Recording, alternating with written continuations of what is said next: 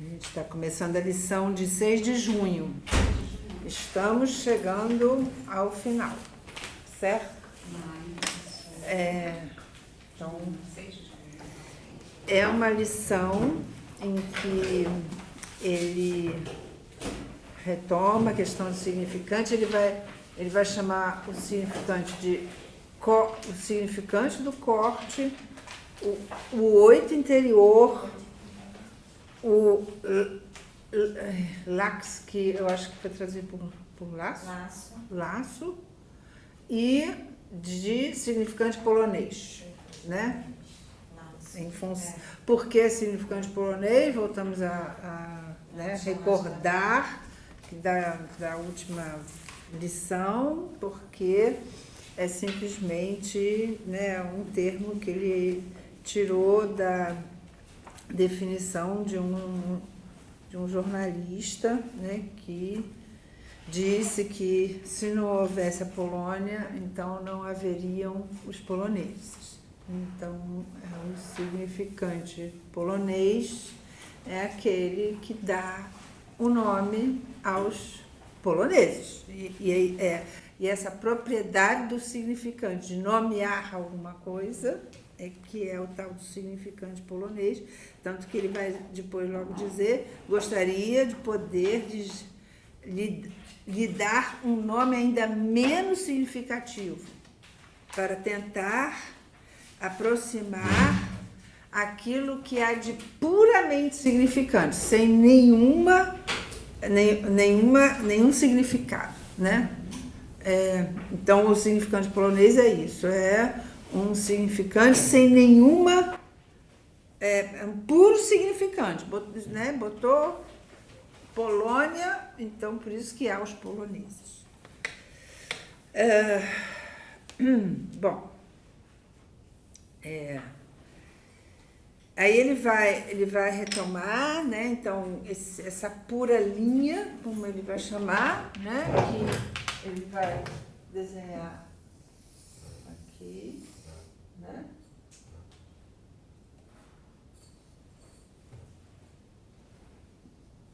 Enfim, essa pura linha, que não necessariamente tem que ser alguma coisa que se recorta, né? Porque isso aqui no espaço pode ser perfeitamente, né? Isso aqui pode estar separado, né? Um passando por cima, outro passando por baixo, não precisa necessariamente se recortar, entenderam? Eu sei que eu sou ruim de desenho, mas isso aqui poderia ser alguma coisa assim, e isso aqui, né? Isso, né? Então, não necessariamente isso se recorta. Pode se recortar, mas não necessariamente, certo? Então, não necessariamente se recorta, mas recortar-se é uma possibilidade aberta. Ou seja, pode sim se recortar, né?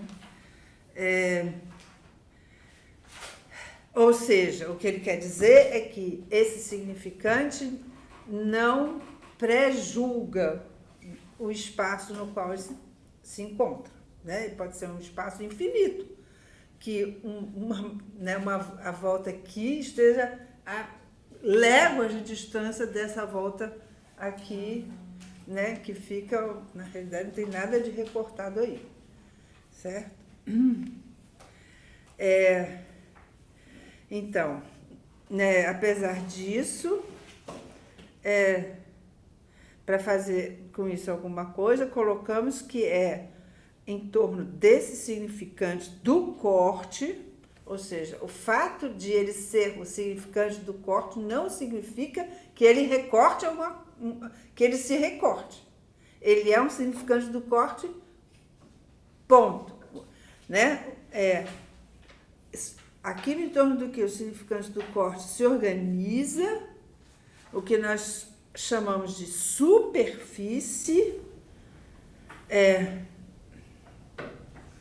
tem um sentido como esse que a gente aqui entende, né? Então,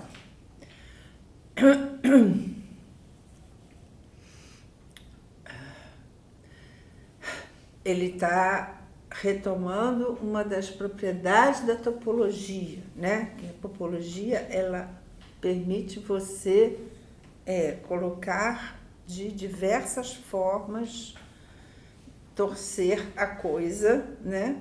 Que faz com que aquilo seja uma superfície, né? Ela se organiza a partir, então, do corte. A superfície é organizada em função do corte.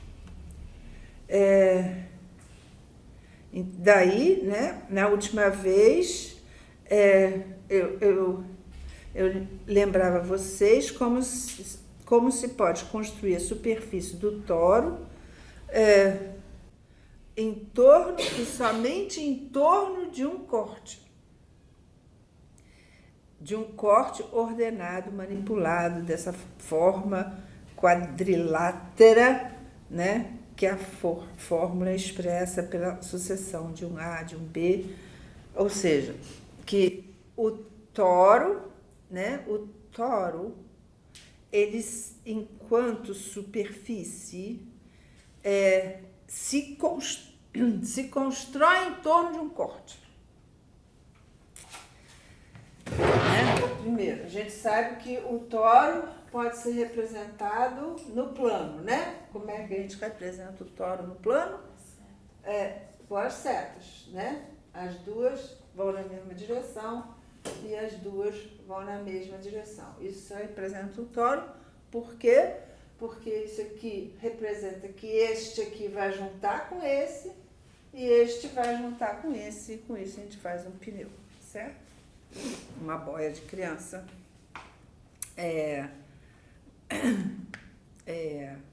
Ou seja, um toro, né?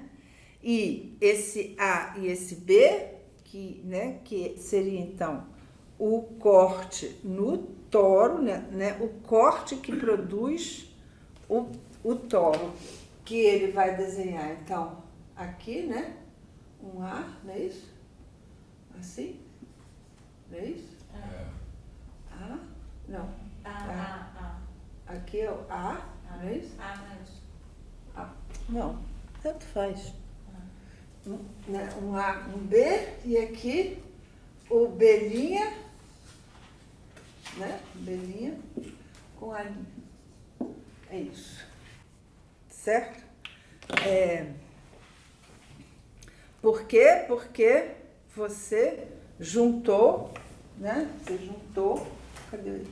Você junta esse lado com esse. Você junta aqui e você junta aqui. Então, ao juntar assim, você vai encontrar aqui o B com o B e o A com o A.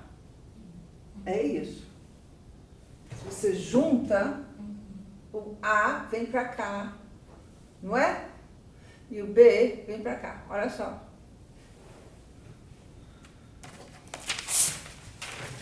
Vem aqui. O A está aqui. E o A' está aqui, né? Não, você junta assim. Não é?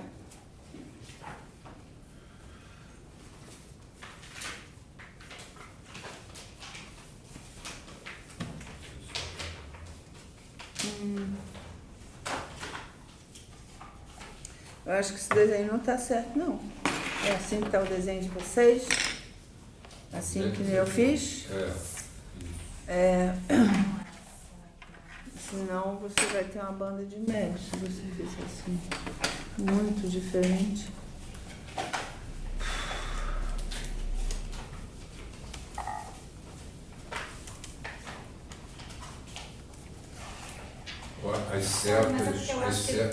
As setas interiores, elas estão... O sentido que elas estão apontando o sentido que se cola. Quando você junta, depois que junta os dois, eu acho que vai. Não? Depois que junta aqui, a outra parte também assim? Não encontra? Aqui juntou, mas quando você junta de novo aqui, quando junta de novo, Ah, entendi. Sim, tá certo. Sim. Isso, certo, porque você vai Você juntar vai e o juntar, A vai... Tá aqui, você vai tá certo. Tá. Então,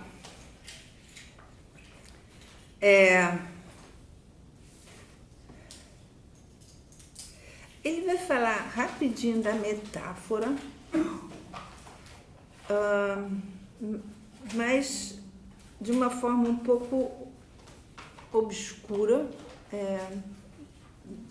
quando ele diz assim: eu lhes mostrei a relação que a gente pode dizer exemplar, metafórica, e em relação a qual a questão é de saber se essa metáfora ultrapassa o puro plano da metáfora.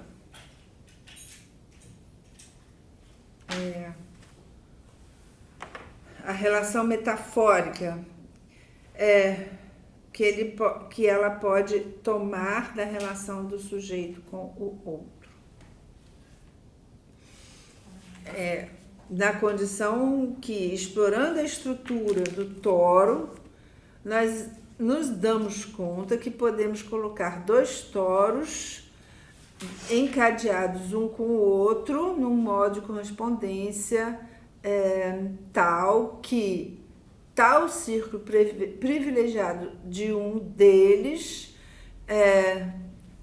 correspondem por razões analógicas à função da demanda, saber, ele vai novamente definir a demanda, esse tipo de círculo que gira na forma familiar da bobina, que nos parece particularmente propícia a simbolizar a repetição da demanda, porque ela leva a esse tipo de necessidade de se enlaçar, enlaçar,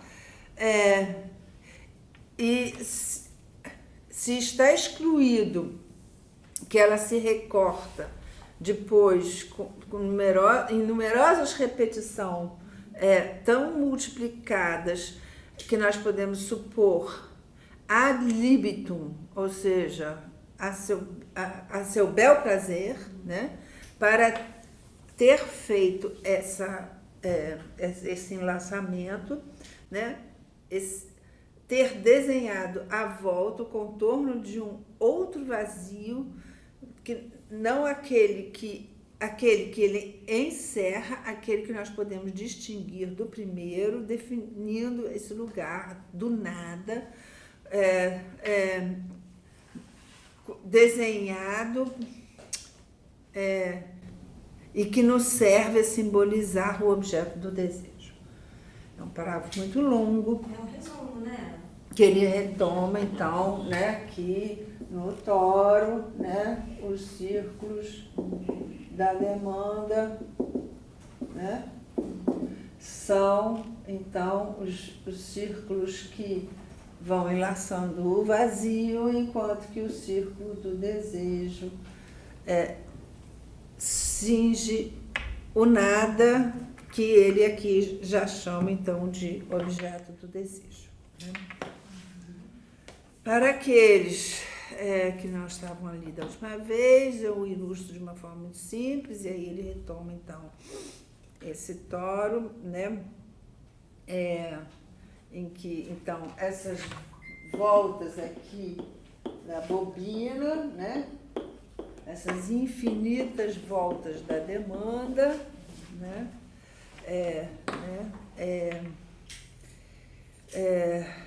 Que acabam, em função de serem voltas infinitas, né? Elas produzem o quê?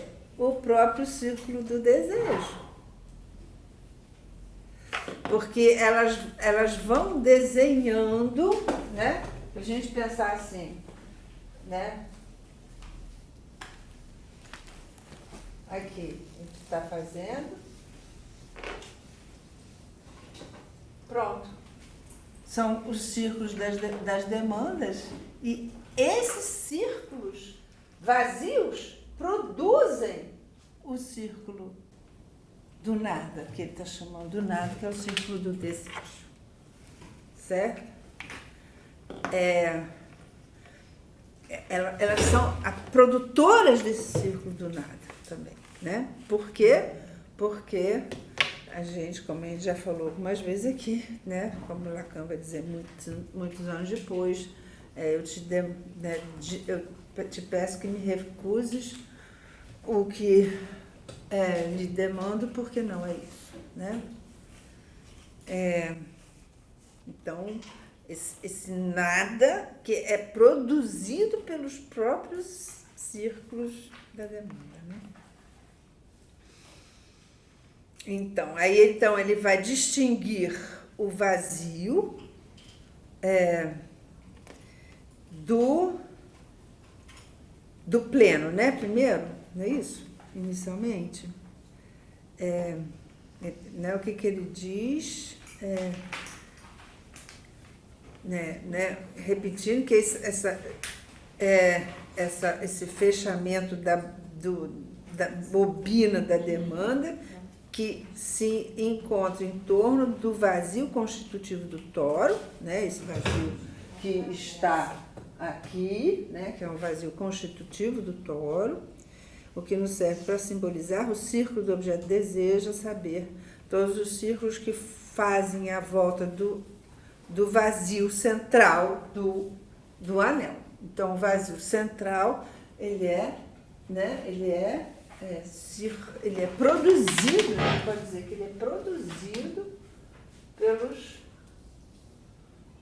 círculos.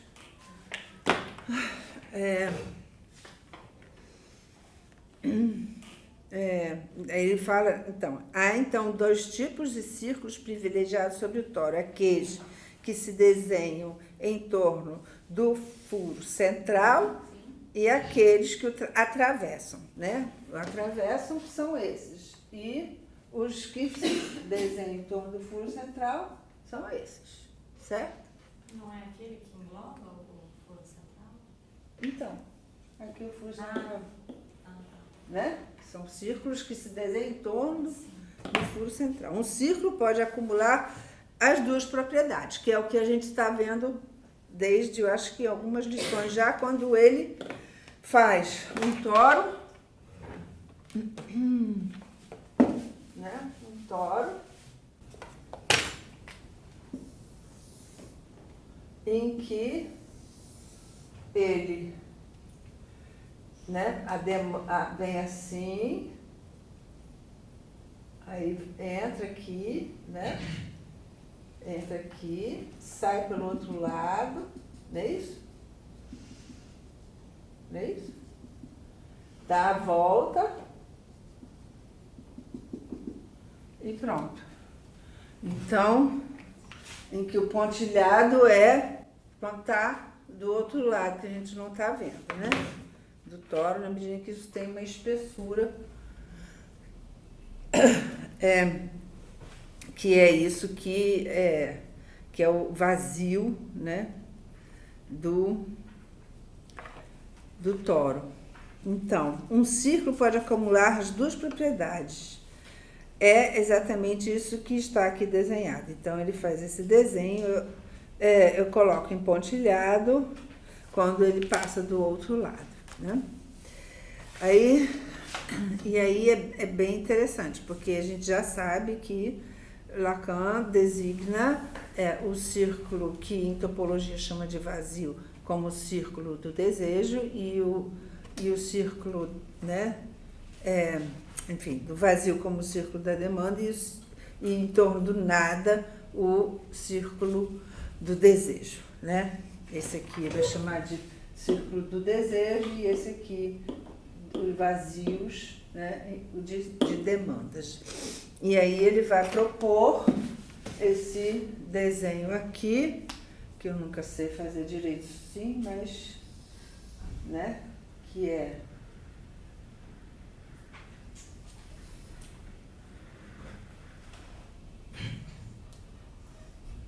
que é aqui um toro, né? E é aqui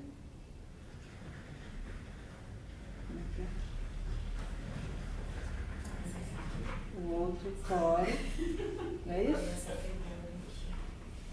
Que é o outro toro, que é, então, não é assim. Não é assim.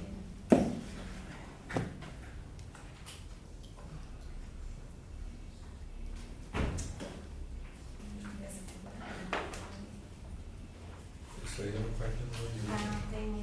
É um mudando Sim, do outro? é aquele assim? esse eu Esse achei aqui, ó. agora. Não é isso? Não. Não, esse aqui é assim um mesmo. outro. É assim É assim mesmo. mesmo. Acabei de ver esse aqui. Gente, Né? Onde? exatamente, é isso aí. É. Eu vi aqui. Né? Que você tem, então, um toro entrando no outro toro. Mudando do outro. Né?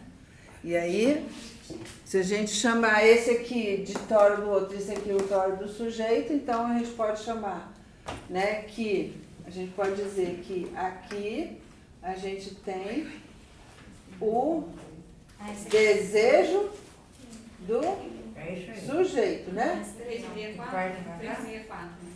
270. É esse aqui. É esse aqui, Ele né? entra no desejo do sujeito e aqui é o desejo do outro, não é isso? É esse aqui.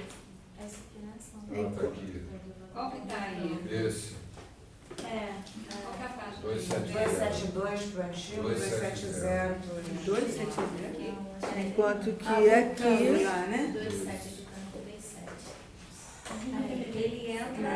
ele entra no desejo, né? No vazio, no círculo vazio do desejo de um. Um círculo vazio do desejo onde é o círculo vazio do desejo do sujeito, entra esse que vai moldando esse círculo vazio. Sim. É isso, né? E onde é, então, as demandas do outro vão moldando, que nem eu fiz ali, né?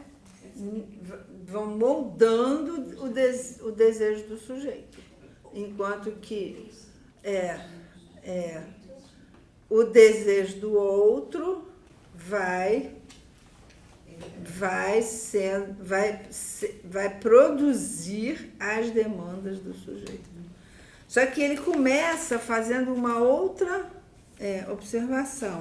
Primeiro ele vai chegar à conclusão que o desejo do sujeito é o desejo do outro. Molda. Você acha que molda a demanda ou o desejo do outro? Não, o desejo do outro não é moldado, ele já está para lá de O moldado. desejo do sujeito. O desejo do sujeito vai moldando Não, os desejos do outro molda também. o desejo do sujeito. Não, a demanda A do demanda. sujeito. É isso As que eu quero. demandas do sujeito. Ah, tá, esqueci de lembrar. Né? O desejo As do demandas outro, do sujeito. o desejo do outro é esse aqui, né? Esse vazio aqui. Então, se você põe aqui, as demandas do sujeito, elas surgem a partir disso aqui. Então, com isso, mamãe, eu quero mamar. Eu demando, né, a partir do desejo do outro de que o bebê cresça e apareça, ou sei lá o quê.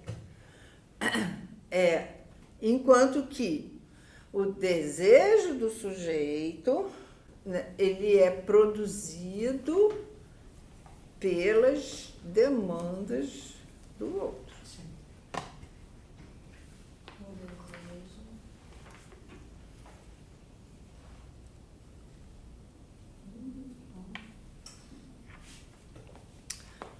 Aí ele vai fazer umas colocações no plano, né, para falar do que? Ele vai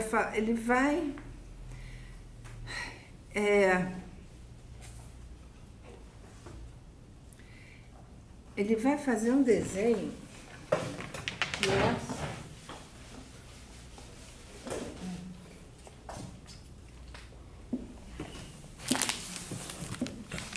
ele vai botar, né? Se isso aqui é um toro, então essa seta para cá, essa seta para cá, essa para cá e essa para cá, certo? Até aí, sem dúvida, certo? Aí ele vai botar aqui a demanda, né? O corte da demanda. E aqui o objeto do desejo, que estaria então no centro do círculo do desejo, né?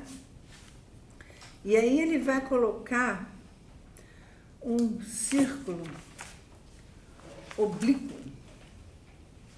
Um círculo oblíquo. Tudo isso para quê? Ele vai fazer isso para quê? Ele vai fazer esse desenho aqui para quê? Para poder fazer a superposição do toro do sujeito com o toro do outro. Então, inicialmente, ele vai propor a superposição de dois toros, que ele vai propor que eles se decalcam. Um é decalque do outro, só que é em espelho, dizer.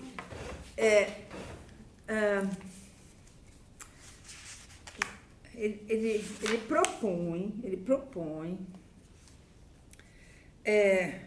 que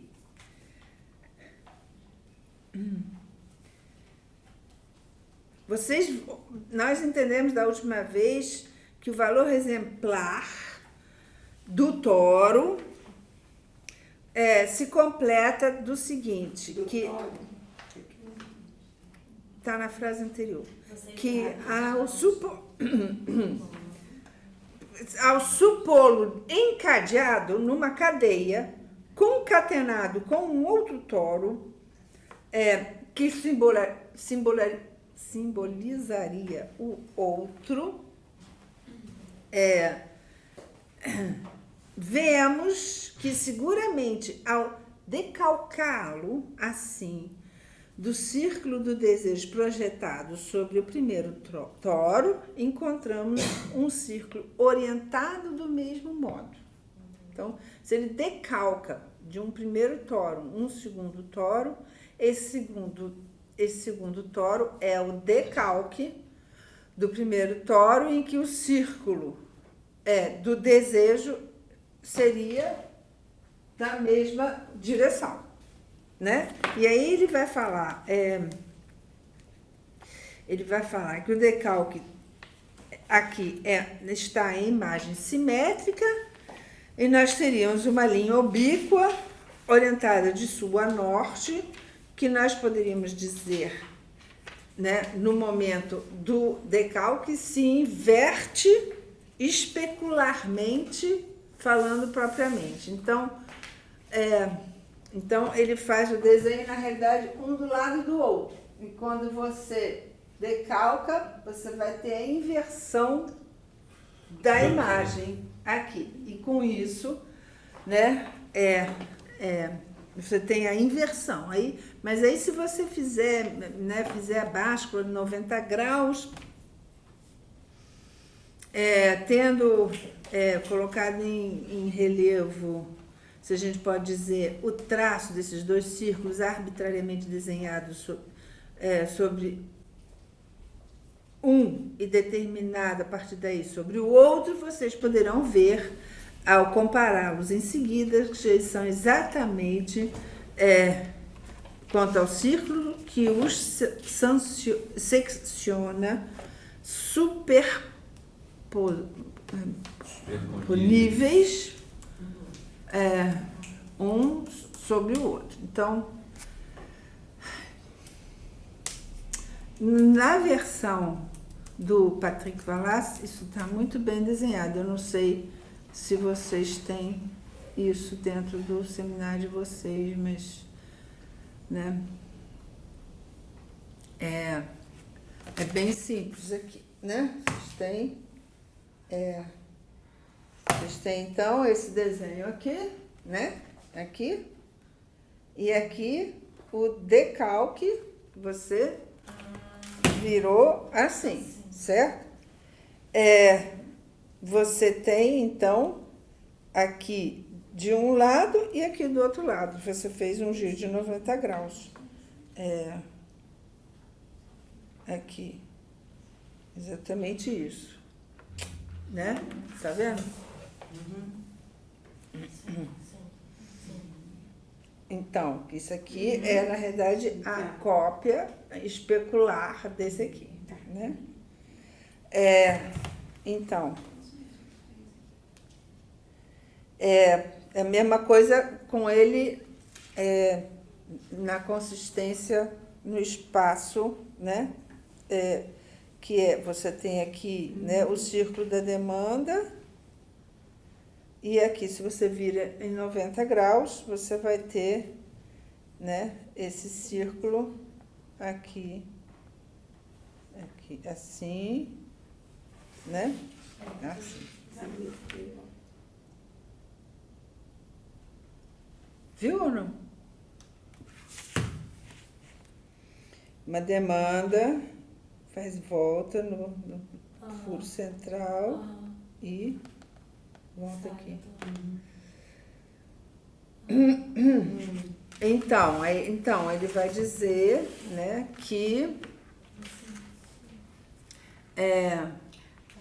e é por isso, né, que ele vai daí depreender, né, que por estarem superpostos, como isso permite superpô-los, a imagem se mostra apropriada para representar a fórmula de que o desejo do sujeito é o desejo do outro, que é o que ele escreve logo, o que ele diz logo em seguida, certo?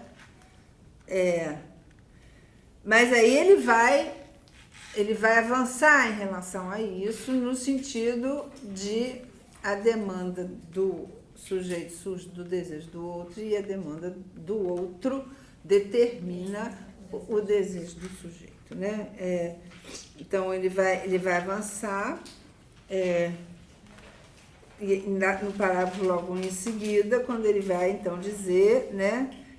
No entanto, se nós supusermos não apenas esse simples círculo desenhado nessa propriedade, nessa definição topológica particular, de, por um lado,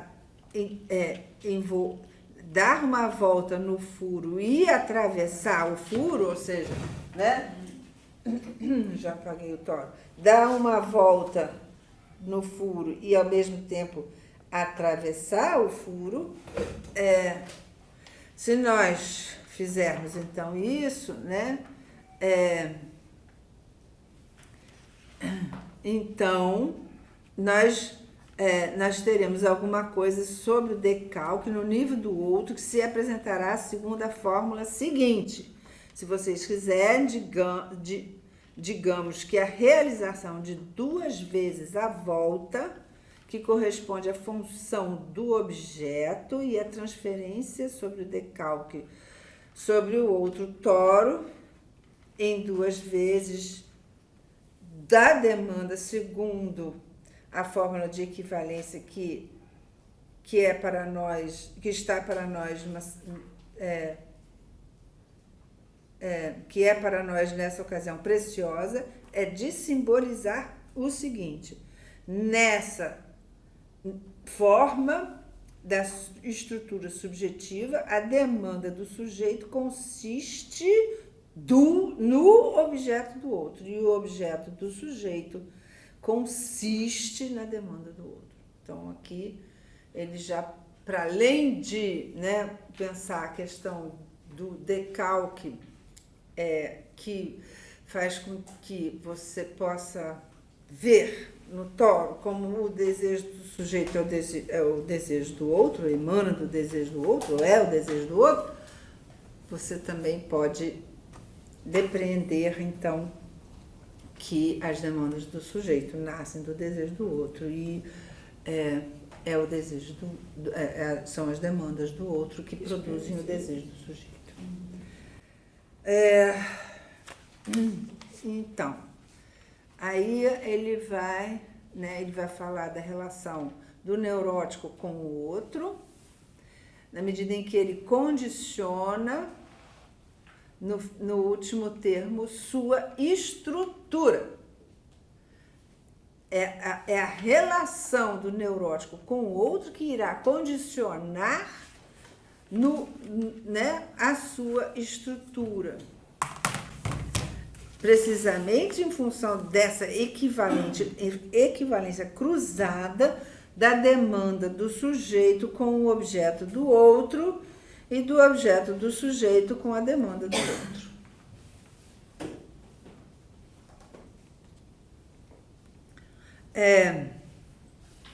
Eu não sei se vocês têm o outro com letra maiúscula aí, porque o meu está errado, está com letra minúscula, mas é com letra maiúscula.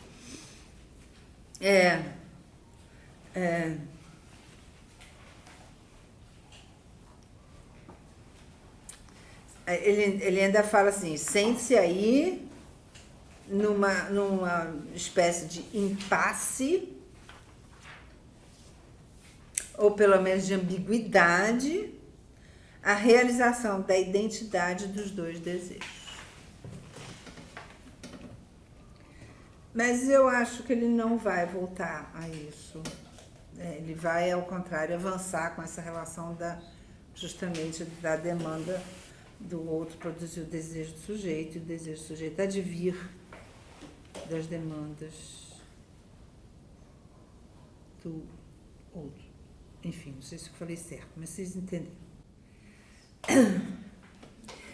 Bom, e a partir disso, então, ele vai propor avançar, introduzindo a questão da fantasia, né?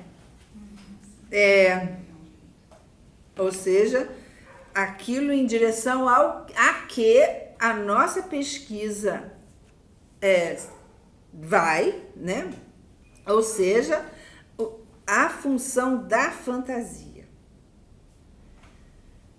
É com esse objetivo que pode nos servir a estrutura particular dita do cross-cap, ou do plano projetivo, porque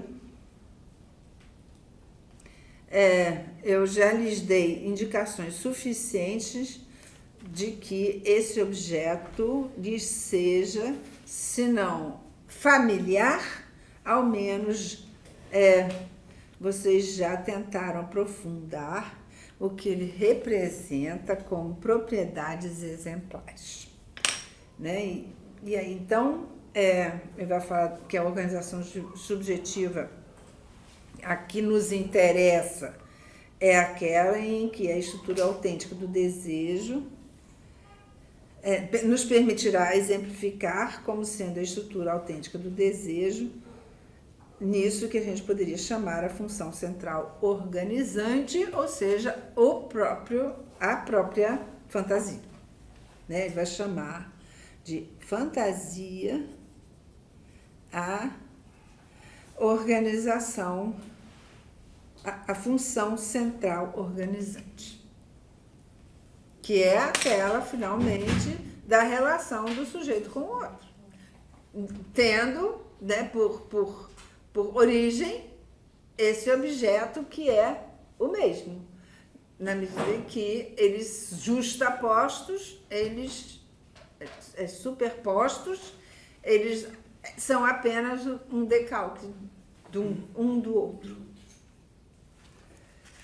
Bom, com isso, ele vai agora dar um time e vai comentar dois livros,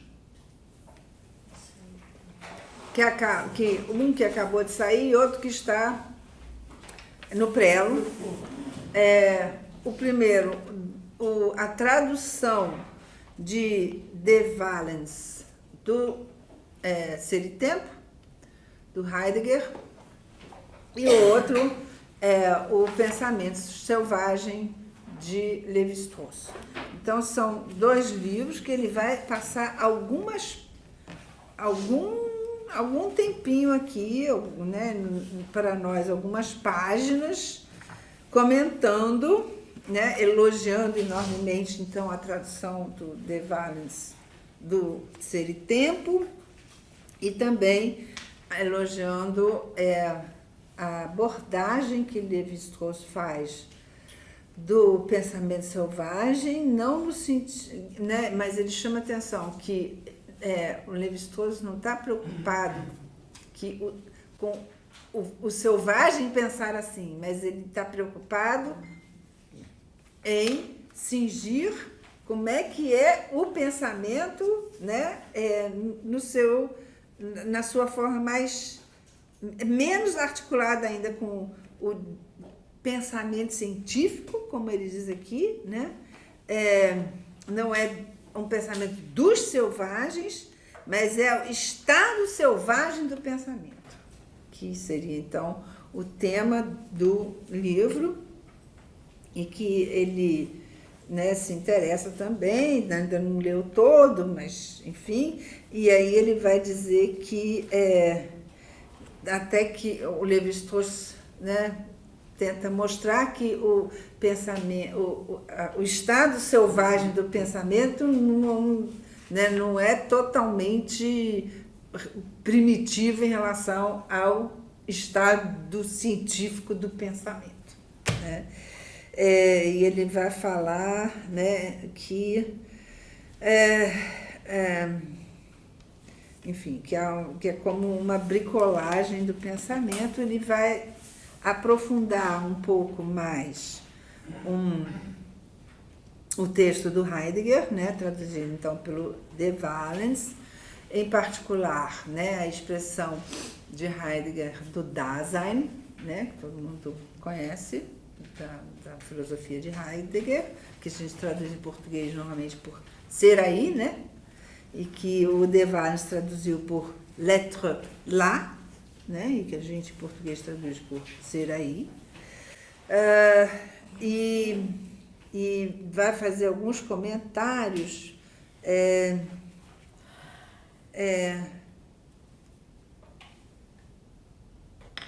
e alguns são interessantes, por exemplo, quando ele fala assim, né, que a relação primitiva de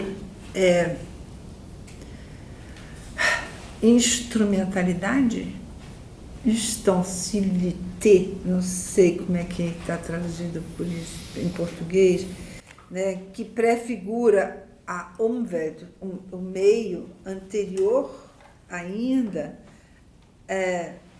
antes mesmo que o meio se constitua, né?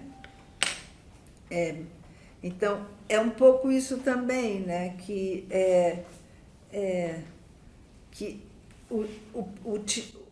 o uso de um utensílio, né? De um instrumento, de um utensílio, né? É utensílio. Utensilidade.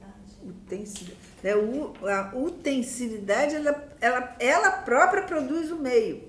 Que é isso, né, que a gente estava falando aqui das voltas, né, do vazio intrínseco ao tórax, produz também o próprio furo central, né? É o corte que produz a superfície.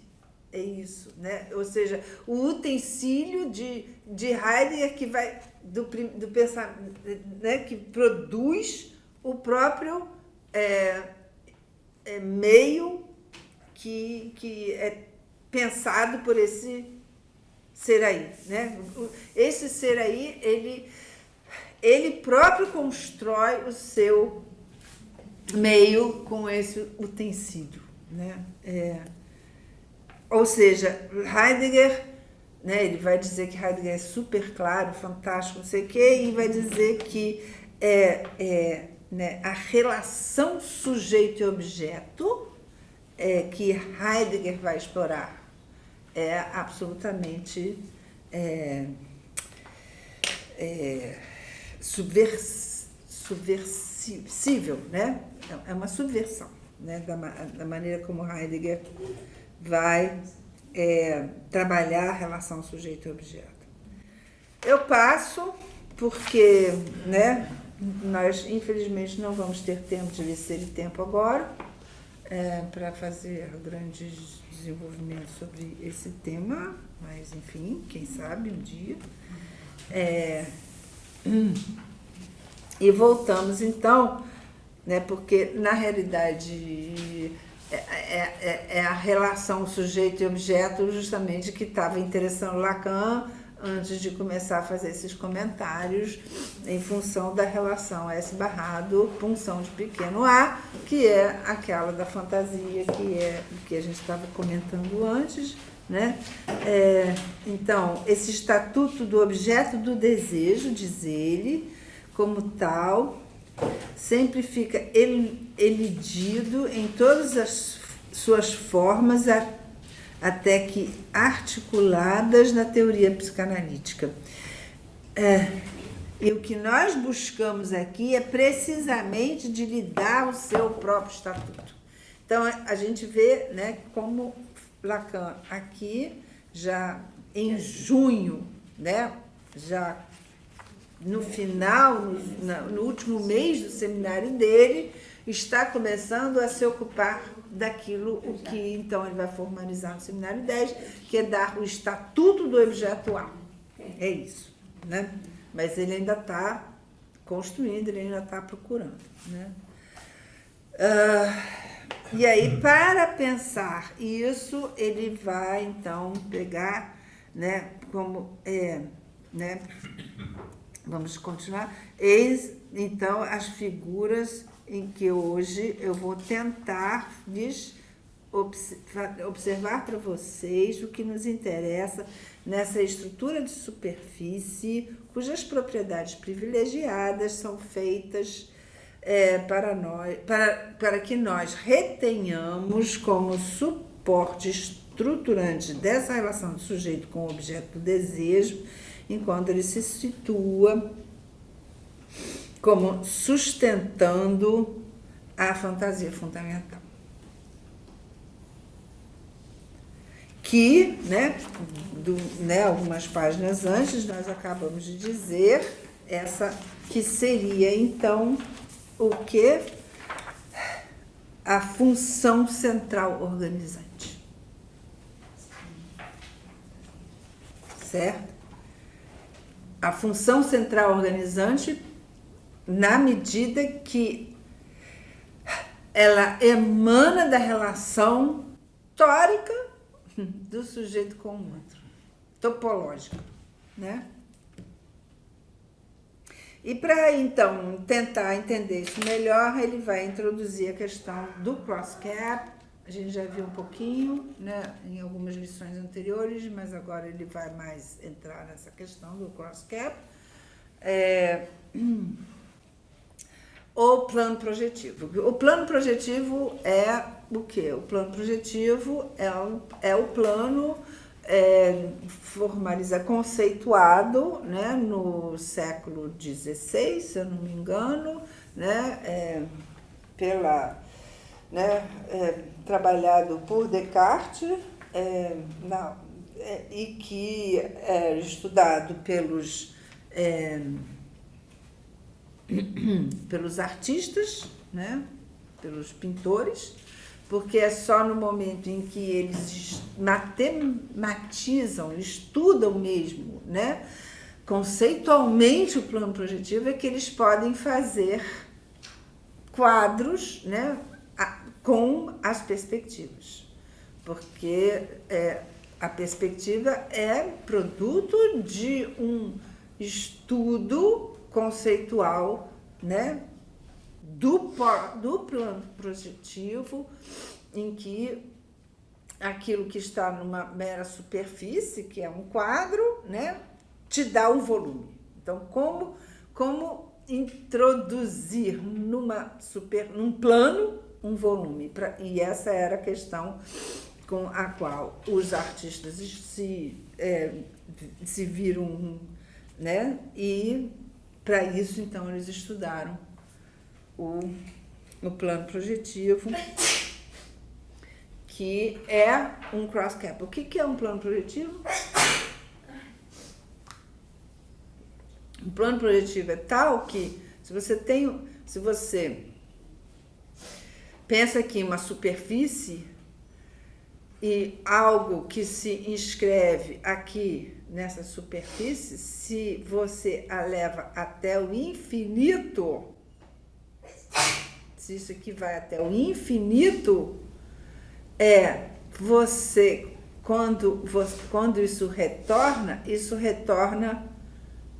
como um cross cap, do outro lado. Isso se fecha assim. É assim, como o cross cap se fecha no infinito, isso vai bater assim. Ele vai começar a introduzir isso, né? Eu acho que o melhor texto para estudar isso são aqueles 2 livrinhos do Jacques Miller chamado Matema 1 e Matema 2, em que ele explica isso de uma forma brilhante. E aqui o Lacan tenta explicar isso usando uma armadilha de lobo. Não sei se vocês têm isso como armadilha de lobo também. Uma armadilha para o lobo. Isso. Então, que ele propõe, então, que se pegue uma bola de aniversário, sabe aquela balão de festa, bexiga, né? E se enche a bexiga e ela enchida se aperte aqui, né? Que dá a imagem do cross cap.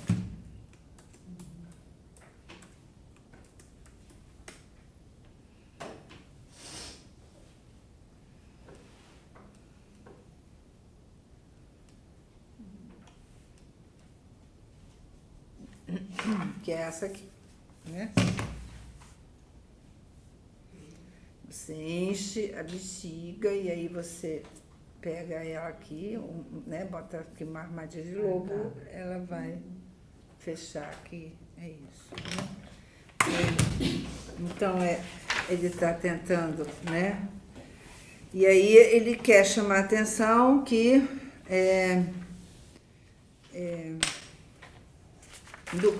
do cross cap, né? Para dizer, né? E retoma depois o furo central como vazio, né?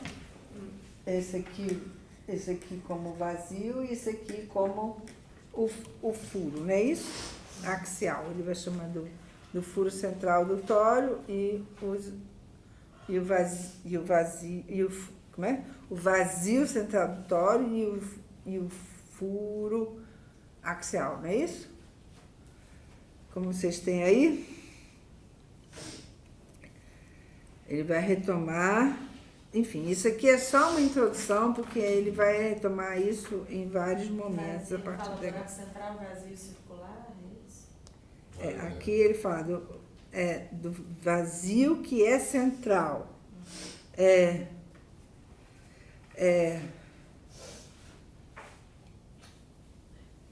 Enquanto que o furo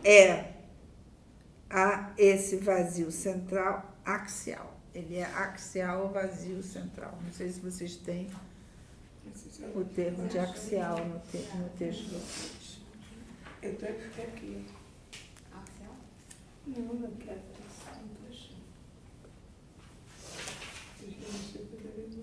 Bom, enfim, de todo modo, o que interessa a Lacan aqui é esta linha aqui. O que interessa a Lacan aqui é esta linha aqui.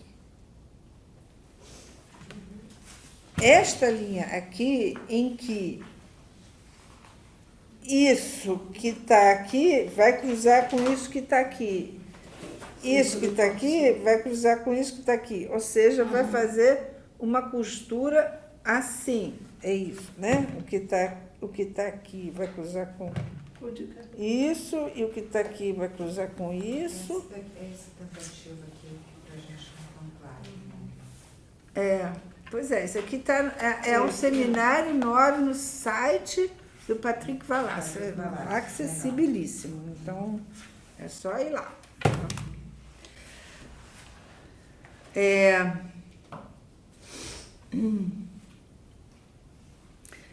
Então, ele está tentando, né, falar da importância dessa linha. Vocês lembram que no início da lição que ele começou aqui, ele vai falar, né, do significante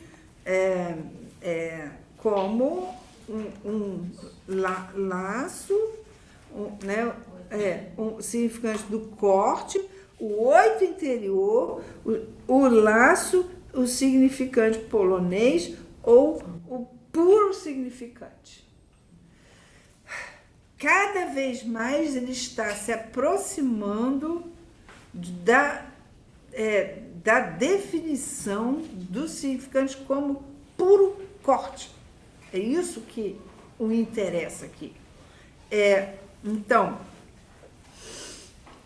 esse 8 interior que acaba, né, produzindo isso aqui, produz uma linha, né, que estrutura a própria superfície que é o cross-cap, né? Porque a gente vem estudando, ele vem dizendo que é o corte que estrutura a superfície. A superfície aqui é a do cross-cap, que é então produto do corte, que é essa linha aqui, do 8 interior. Essa linha é o significante? Ele está identificando aqui a linha como um significante. Ele chama de linha de penetração. Essa central? Essa linha central? Essa aqui. Essa aqui. Essa aí. Que é uma linha, então, que faz com que, a partir dela, o que estava aqui vai para cá, né? E o que estava aqui vai para cá, né? Coisa que é muito difícil de representar no espaço, né? Como ele já havia dito, a topologia não é uma coisa imediatamente imaginarizável. Você tem mais dificuldade de imaginarizar, porque não é dessa ordem a topologia. A topologia é da ordem do corte, justamente, né?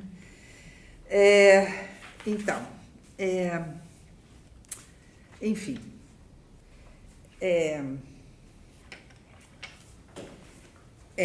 Então, ele vai, né, a gente né, chegar aqui quando ele vai dizer da importância, então, desse cross-cap, que é o que ele quer articular para pensar o objeto do desejo, né? O objeto do desejo, né? Lembra, ele começou dizendo que a superposição de dois toros faz com que o desejo do sujeito seja o desejo do outro, né? Mas agora ele está querendo cingir o objeto do desejo, né? E aí, para isso, ele diz que ele precisa fazer um cross-cap. Não basta trabalhar com o toro, ele precisa trabalhar com outra figura da topologia, que é o cross-cap. E aí ele está começando a trabalhar essa superfície, que é o cross-cap. E inicialmente ele chama a atenção da gente para o fato de que essa linha de penetração, essa linha de penetração no cross-cap que produz, né, que linha é essa, que é a partir da qual tudo muda de lado, né?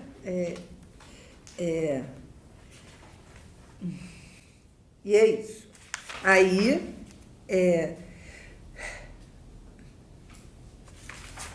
aí ele vai, para cingir o que é, então, esse objeto do desejo, né? Ele vai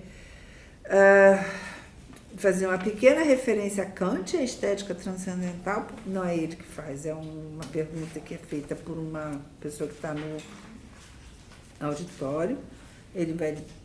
Eu acho que ele um pouco desconversa. Ele diz que sim,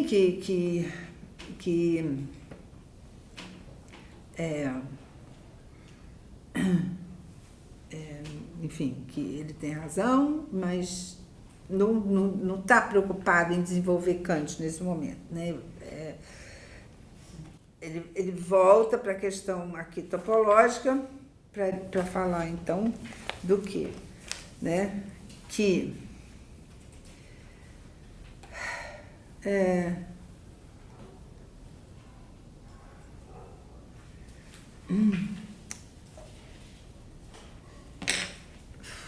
da arque. Ele vai falar da arque.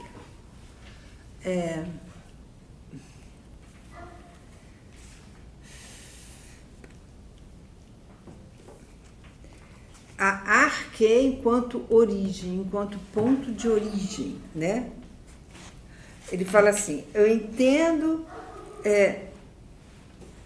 que o ponto arque, ponto de origem, tem uma estrutura privilegiada, que é sua presença, que assegura ao laço interior do nosso significante polonês um estatuto que lhe é absolutamente especial. Não sei se vocês estão morrendo de calor, mas eu estou morrendo de calor. Finalmente achei o axial. Eu também. Eu estou avançando um pouquinho, gente, porque, como eu disse, a minha intenção é terminar esse seminário esse mês. Eu para ver até 274. Não, o axial. Eu tô 374 antes. É 374. O Excel está lá em cima. Aqui, o Excel está aqui. Vocês viram o Kant? Depois do passa o Kant, depois chega no discurso de Roma, passa o discurso de Roma, que é uma referência que ele faz.